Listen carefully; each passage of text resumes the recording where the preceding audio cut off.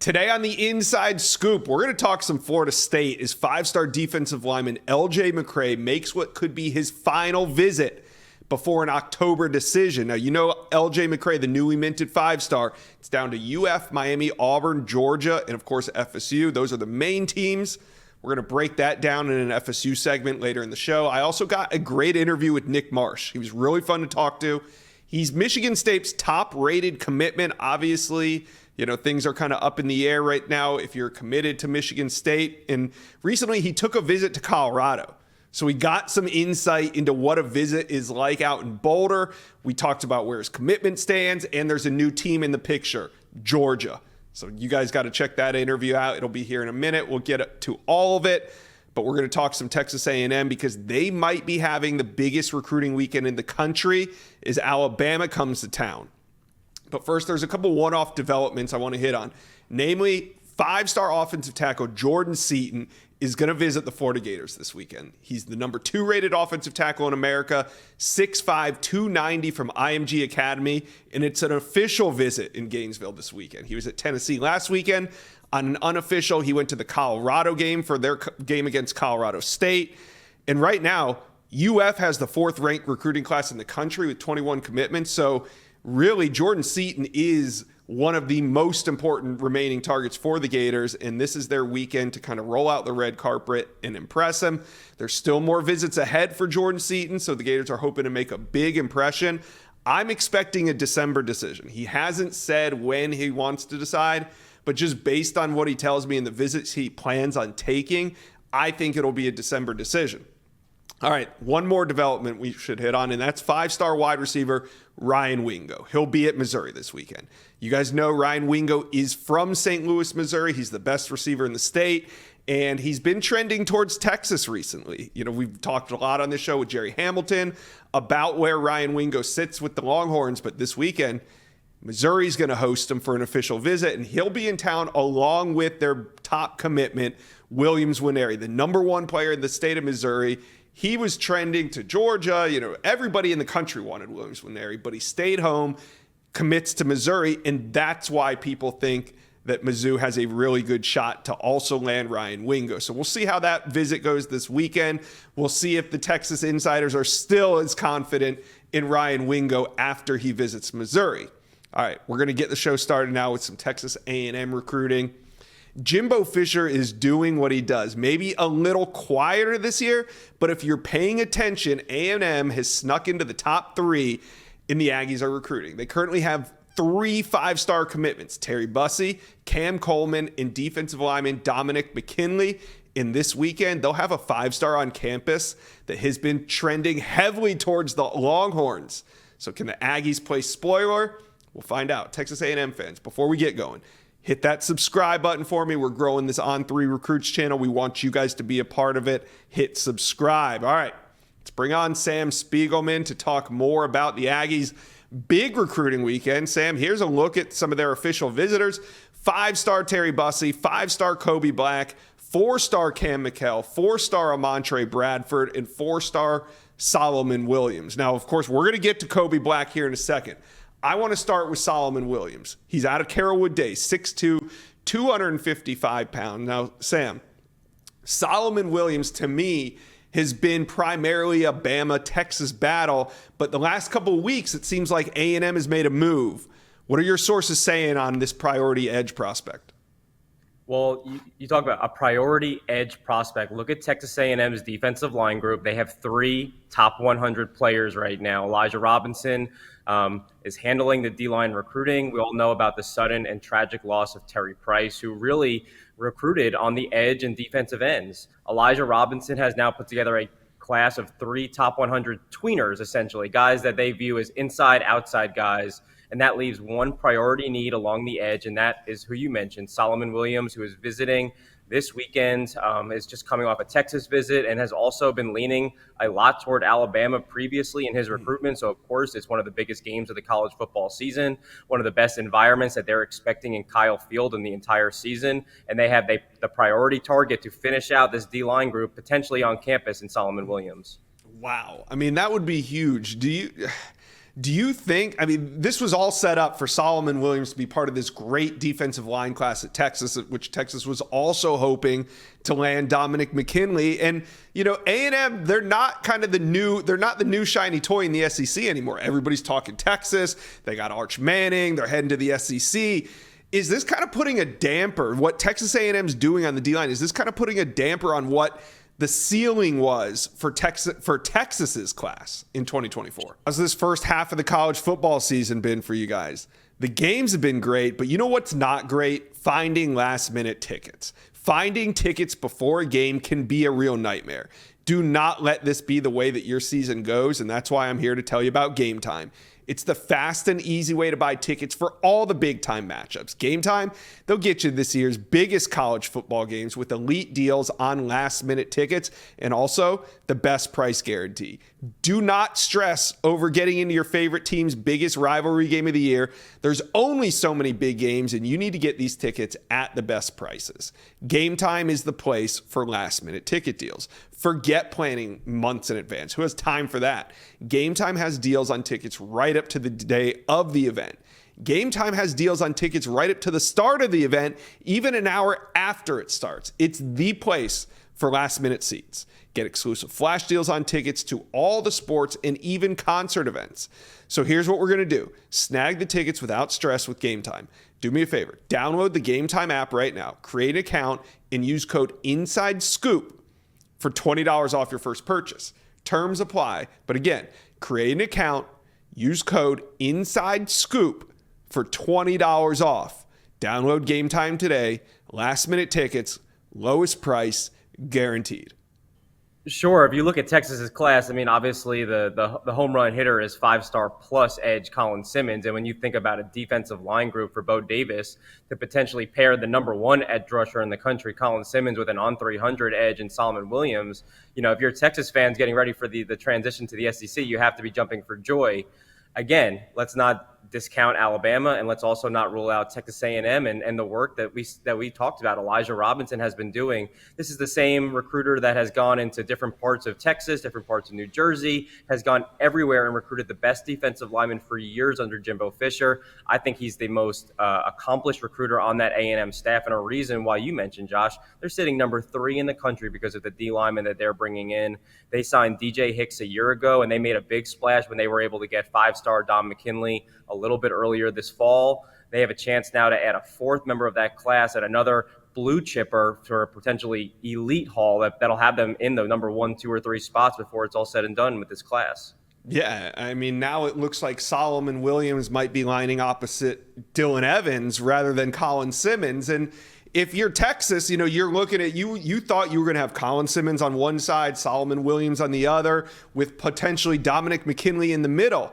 That was what it was supposed to be. So that brings us to Kobe Black out of Waco Connally, Texas. He's the 5-star corner, the number 1 corner in the state of Texas, and he's supposed to be going to the Longhorns.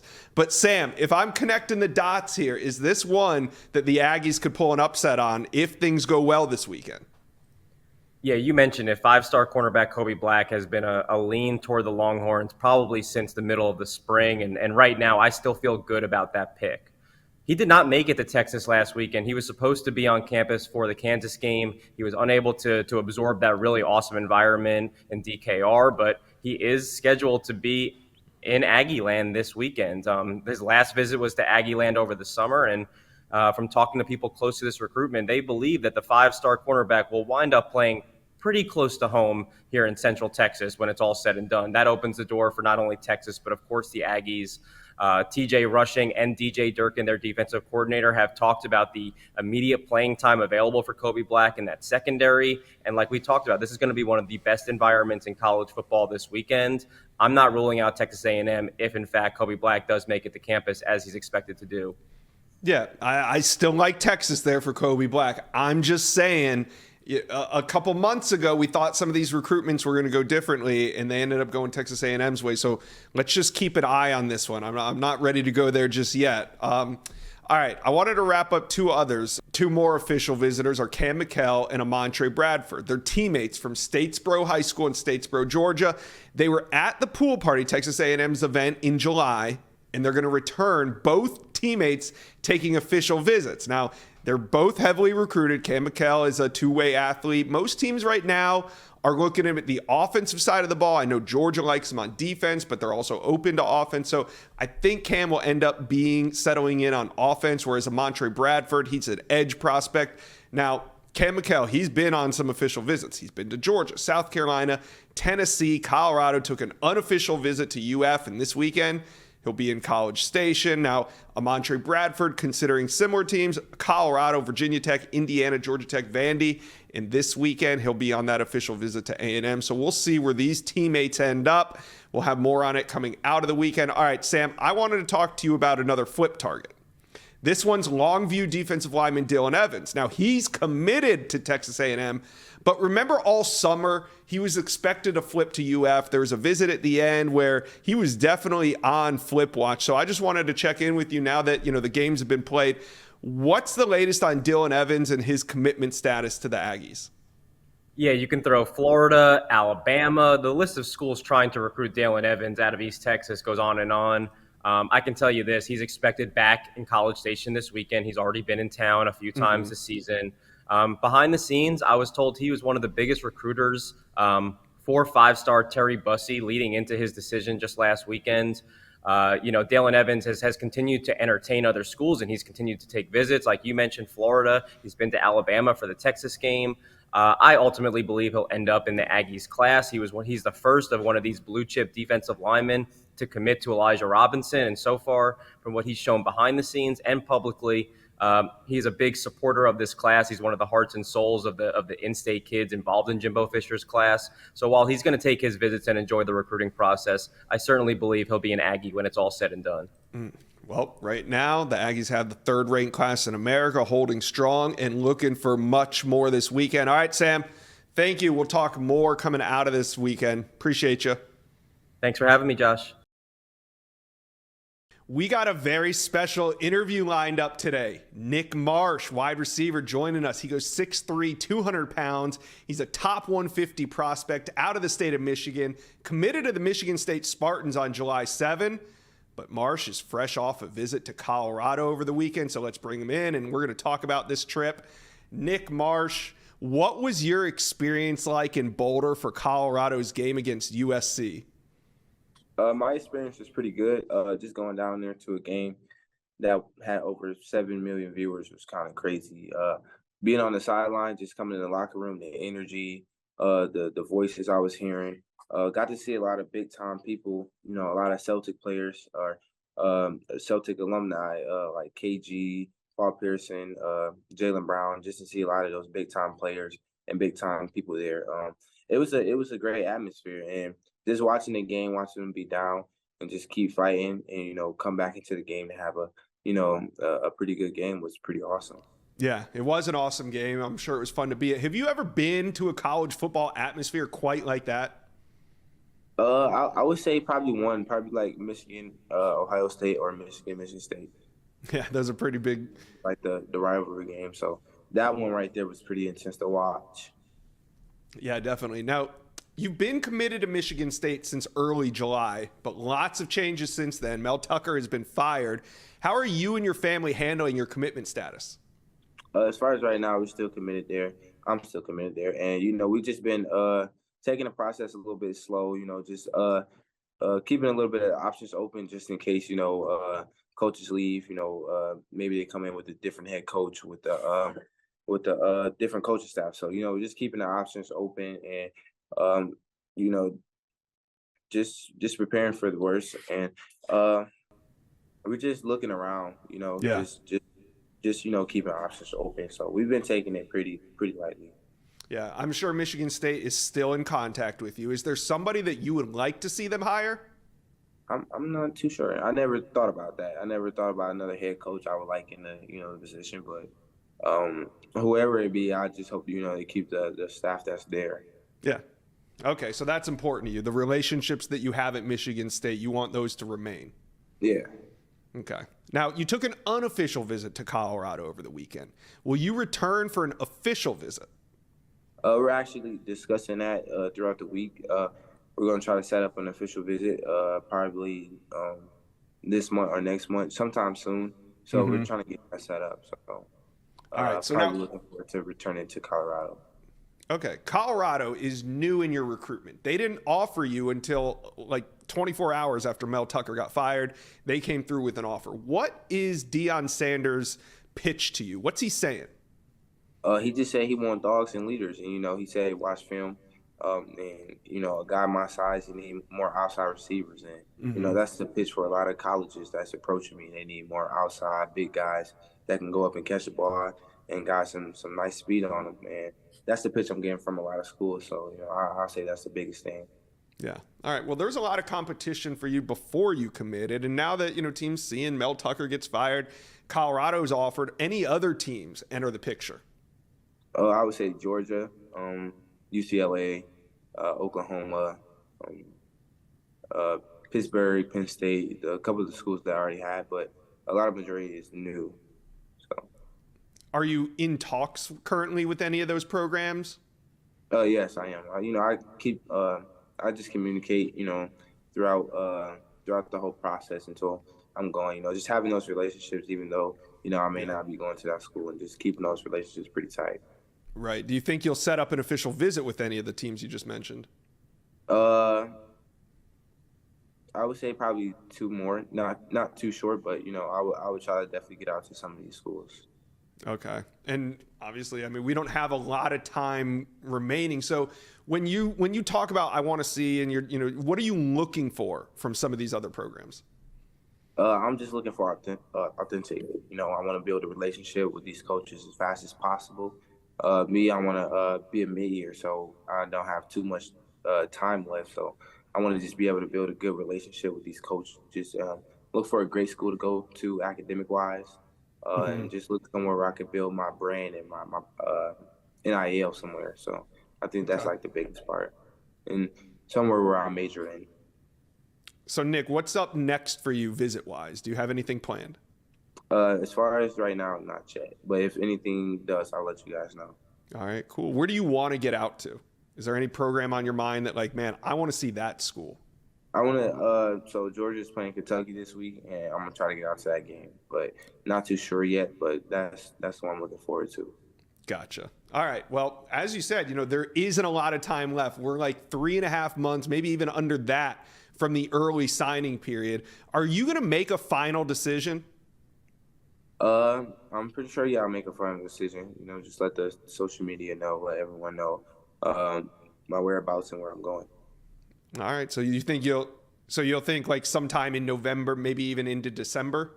Do you think that's when it would be? Yeah, definitely. It would definitely probably be before, around Christmas time, right before Christmas, I would say. Anywhere before that time. All right. Nick, I'm going to let you go after this one. What was the coolest part of your visit to Colorado? Just being on the sideline, taking pictures with a lot of celebrities. It was really crazy. You never think that you would be able to meet those people face to face, and I was pretty nervous and it was pretty scary, but I was able to get past it and take a lot of pictures with like a lot of legends. So. Right on. All right, Nick Marsh, 4-star wide receiver out of the state of Michigan. Thank you for stopping by and answering some questions on the Inside Scoop today. Thank you. It's time to talk Florida State recruiting. Things have been quiet in Tallahassee during the bye week, but we're going to get it cranked up this weekend as FSU returns to Doak to take on Virginia Tech. And in this video, we're going to break down a very important official visitor. We're going to hit on a pair of top 2025 targets and check in on 5-star commitment KJ Bolden after that visit to Auburn last weekend. All right, but before we do that, FSU fans, smash that subscribe button. You guys have been following me for the last 12 years in this market, so you might as well follow along now. On 3 Recruits channels blowing up. Hit that subscribe button. All right, let's bring on my guy, Michael Langston from War Chant. Mike, from a recruit's perspective, what do you think the atmosphere is going to be like when this undefeated team takes the field on Saturday? I think it'll be very electric. I was at the Southern Miss game even when they played Southern Miss, and I wasn't used to that kind of because you usually see it's a crowd, but it's not like full and packed. Where the Southern Miss game was just standing room only, there was no room. I expect after this, big Clemson win they got, undefeated team, the atmosphere is going to be pretty electric. 3:30 games. That's kind of, I guess, the perfect time as far as I'm concerned. As far as recruiting, you want guys in there 3:30. It's not too early. It's not too late. it's kind of the middle of the day, so that's kind of perfect. So I think it's going to be pretty electric with, and they got some really good, talented guys coming in.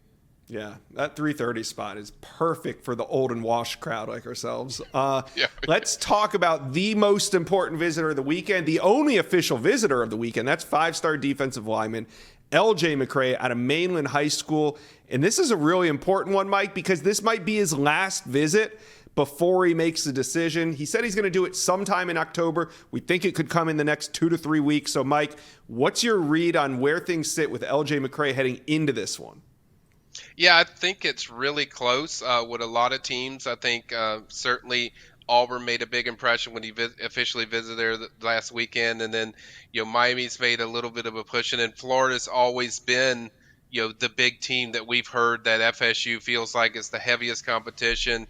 Them struggling on the field makes you wonder kind of where that shakes down, because product on the field is a big deal with LJ, but the thing that people seem to forget too on this recruitment is FSU was one of the first to be involved with LJ from the start, and that's really resonated him from the start. He hasn't forgot. That's why they got the last official visit, because they were on him before I think pretty much anybody. So that holds strong water with him, but also just the product on the field, what they do. I think the big key, if I'm watching one thing this weekend, is how he interacts with the players, because that's something he hasn't done. He hasn't been around the players. He hasn't got a feel around them. He knows the feel around the other commits, FSU, that he knows they're committed to the program. But I think being around those players, and my takeaway from what he does with that and how that connects, I think could go a long way to determining kind of the pecking order where this goes, because I think it's really tight. I don't think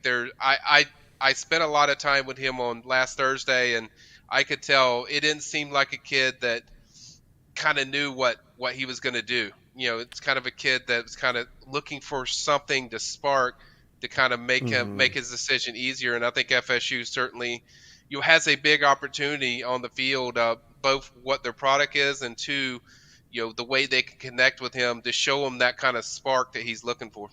Yeah, and it is interesting about FSU getting in on LJ McCray first, like you said, is he wasn't born a five-star. I mean, he's only been a five-star on 3 for about 2 weeks, and I don't know if any other service has him rated that highly yet. It's kind of been the slow grind for LJ McCray of coming up. We've always been high on him, but he is a newly minted five-star and one of the best defensive linemen in America.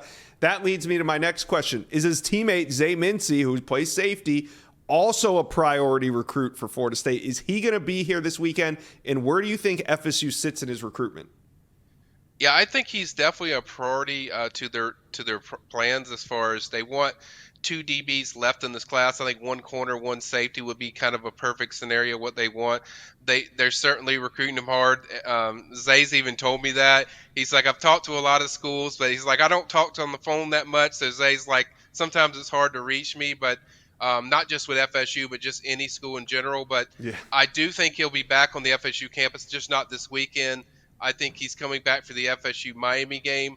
I think certainly they're in the picture, but I think there's also work to do to catch up with teams. I think Miami and Florida are the teams that I hear the most frequently him, mainly Florida if I was picking a team, just because he's been there so many times. The location's very suitable for him to get there pretty frequently, and I think he likes the job that what Corey Raymond's doing. So I think with FSU, he said something interesting when he visited. He's like, when I go there, I'm looking for a feeling of just some kind of feeling that is different, and so I think that's going to be their opportunity to kind of show him something different that he hasn't seen on these other campus visits that maybe makes FSU unique or something like that. So I think that's where they stand. If they can do that, then it's going to get pretty interesting. But I think as of now, I think there's work to do to catch up with Florida and Miami.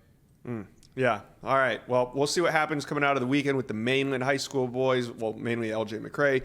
But Mike, it's also time to focus on 2025. I know 2024 is not done yet, but looking across the country, I mean, most teams only have 3 or 4 spots to fill. So we're going to talk a little 2025, and there are 2 names on campus this weekend that Florida State fans, they better get to know. They're both out of the state of Alabama. The first one we're going to cover is Micah DeBose. He's a big-time offensive tackle, the 17th ranked overall player in the class. Now he's committed to Georgia, but he's going to be there this weekend. And Alex Atkins already has his claws in on this one. Where do you think FSU sits, and what other competition is there? Because I know, he's committed to Georgia, but I know other schools are coming after him. Yeah, I mean, Mike has been a guy that's visited FSU multiple times. He really likes Atkins, and you see the FSU development with that offensive line, how he's just completely turned around kind of what their program was when he first started, which was one of the worst offensive lines in the country. And now, he certainly made them in development-wise. I think Micah really connects with Alex. I think that's kind of why you see him so frequently on the FSU campus. I think they're very high on this list, even though he is committed to Georgia. I think there's something about Alex that connects with him from a personal level and from a development level. I would say, teams like Auburn, I think there's other teams like Ohio State that are certainly trying to get involved. But I would say if there's a team that's a threat to Georgia, it would definitely be Florida State because of that relationship and just what they're doing on the field. Not just guys at his position, but when he looks at this offensive line, I think he sees kind of a gradual, complete change of just every position on that line that really jumped out to him. And I think he also just likes kind of the blocking schemes of what they do and how they run their offense. It kind of fits kind of what he does in high school. So that's a lot of it. A lot of what you see resonates with Micah, and that's why he keeps coming back there. Yeah. And hey, I mean, Kirby might be getting sick of Florida State. Nobody recruits better than Georgia right now on the recruiting trail. But if there's a kryptonite for Georgia, it's Florida State right now. I mean, they flip Landon Thomas. They snatched KJ Bolden away. Now they got more in their sights, but we'll put that one to the side for a minute. But let's stay at a position in need. We're talking edge rusher. Zion Grady, the number 33 ranked overall prospect in the 2025 class. He's from Alabama as well, from Troy, Alabama. Now, Mike, is FSU, are they already in this one, or do they have work to do?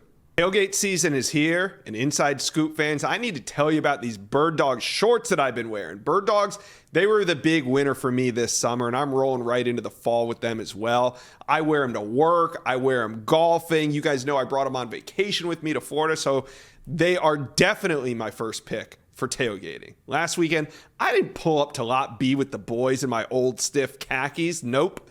I had my Bird Dogs on instead, and I'm glad I did because it's still hot out there. I know it just became October and it should be fall, but it is swampy out there. Not in my Bird Dogs, because Bird Dogs have a great cloud knit fabric that looks just like a nice pair of khakis, but way more flexible and way more comfortable. And most importantly, it keeps you cool and dry even for a noon kickoff. So here's what we're going to do. Go to birddogs.com/Josh or enter promo code Josh for a Bird Dog Tech hat with your order. Yeah, one of these. Fashionable, it fits, it's great. I love to wear it golfing. Anyway, you get one of those free with your order if you type in birddogs.com/Josh or promo code Josh for a Bird Dog Tech hat. You won't want to take your Bird Dogs off. We promise you. Oh, they're heavily in it. In fact, I mean, anytime I reach out to Zion, he's really actively following everything FSU does. He even told me this year, he's like, we know how good Georgia is and, what the consistency. He's like, I think FSU has the best defensive line in the country. He laid out that clearly. He loves what they're doing. Great relationship with Coach JP over there at defensive end position. And then also just they have a lot of coaches that have spent a lot of time. And I always, this is kind of my pet peeve when kids come over for like the Seminole Showcase, which is their big summer event. When they work out, that's a little more significant to me. When kids work out, that's kind of a personal connection, like, hey, I'm invested to what you're doing. And I think he worked out. He's been there several times, and he's really boasted about, just what FSU's doing on the field. That's never going to be easy, beating schools like Auburn and Alabama in-state, but I think FSU has their claws in there, and I think FSU's been the team that he's most impressed with when he watches defenses. I think he likes kind of what they do from a schematic standpoint and just what they do with their ends, the way they rush them and the way they utilize them in the defense. I think it fits kind of what he likes and stands out to him. So I think they're very high in the picture for him, and he's obviously going to be there this weekend. So now they can build off that momentum. And I think it's early, but I think if any team has some momentum in that recruitment, I would give the edge to FSU with the momentum in that recruitment because of the relationships they've established and just the connection with him. They communicate a lot, so I think certainly FSU's doing their part and making a move for Zion. Well, he'll be on campus this weekend, and Florida State fans, they love those roller coaster ride recruitments for those edge prospects. So this will probably be the next one. Put that name on your radar, Zion Grady out of Troy, Alabama. Yep. All right, let's bring it back to the 2024 class. Last thing I want to know before we get out of here is about KJ Bolden, Florida State's 5-star safety commitment, the #1 safety in America. He was at Auburn last week. And now he said that he's going to take visits afterwards, but it was a thrilling game against Georgia. Auburn dropped it, but there was a lot of great recruit reaction out of that one. Does Florida State fans have anything to worry about when it comes to KJ Bolden as it relates to Auburn? I don't think they really have. I mean, it still could change. Lots can change, but I don't think there's much to be concerned about. I don't think my red radar is going off. Trust me. Yeah. I don't think the main radar is going off. I think with KJ, and he told me this when at his commitment ceremony while I was there, like, hey, I'm going to take visits, but at the same time, when I commit, there's a lot of thought process to what I'm doing. And I think the product on the field has kind of helped solidify that with FSU. It's not no secret that KJ was at both of the biggest FSU wins this year. He was at Clemson game when they beat Clemson, and he was also at the LSU game when they kicked off the season and won that game. So I think those things really kind of took away some drama, so to speak, of just how he feels about FSU and direction. So I think he feels very good about FSU. Now, I think he's going to take visits just to, hey, see what it's like and see how he feels, but I don't think anything's changed his mind as far as the feelings about FSU. I think FSU feels confident, and I think people around KJ tell me they're pretty confident that he's very sure on his decision of what he made about FSU. And I think this weekend is really big, though, getting him on campus. Even though he's seen already 2 games, he hasn't been to Doak yet. So just being around, just other commits and other recruits. Because I said this even to you, Josh, like we thought before the season started, like Charles Lester would be the most influential commit that they would get, but then they got KJ Bolden, and that's a different level of stuff because we do our Friday Night Rewind every week, and this dude, I swear, is making he is an immediate impact guy. So to keep him, you want to keep him in the fold because he changes the dynamic of your program because he's a guy I feel like as a freshman you can just put in there. He's going to be explosive playmaker, and I think FSU knows that. And just the national story behind FSU having a guy like KJ Bolden, I think they know how serious it is, and I think they've done a great job of just not bugging him too much, but also just letting him know, we're thinking about you. We love you that you're in this class, but, still working because they know school's going to still keep going after him. The visits might still happen, later in the year. I have my suspicions that he officially visits FSU in the Miami game. I have my suspicions that if that goes well, I could see him just saying, I'm good. Yeah, I'm done. And it gets closer and closer to that December signing day as well. But, just having him, Charles Lester will be on campus this weekend. Luke Kromenhawk will be on campus this weekend in Tallahassee. So it should be good. Visitor list is up on War Chant as we speak. And all weekend they'll have updates. So you guys be sure to be plugged into War Chant. Michael Langston, thank you for dropping by today on the Inside Scoop. Anytime, buddy.